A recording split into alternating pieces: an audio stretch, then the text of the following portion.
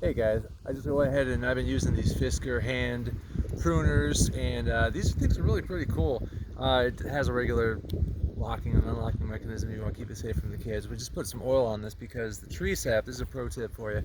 Whenever you're doing a bunch of trees and they're really sappy, if you find they're getting plugged, we just use avocado oil. It doesn't matter what kind of oil you use. You could use motor lubricant, you could use whatever. I mean, I'm not professional on that, but I asked my buddy and he said that's perfectly fine. This is my elderberry bush, and these things grow like weeds. If you ever had an elderberry bush, they take up a lot of space. This one was already pruned over there. You can see it's nice and, I don't know, symmetrical. I don't know if that's the word, but look at this thing. It's just big old hairball. So I'm going to cut out some of these things. I'm going to cut at these nodules right here, right above where the collar is.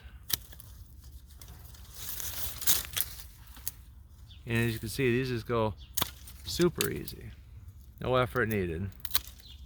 Yeah, sure, these things will eventually dull out, but we've been doing this for 2 days straight now, and it's going strong. So these are the Fiskers, little hand pruners. For this one right here that I just trimmed off of, I was going to lob that whole thing off. I might still do that.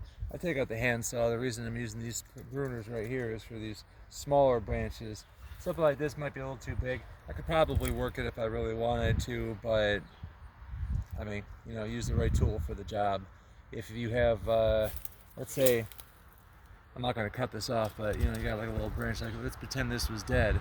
Well, I wouldn't want to try to use the little handsaw for that. Yeah, sure you could snap it, but you want a nice clean cut, and these cut very smoothly.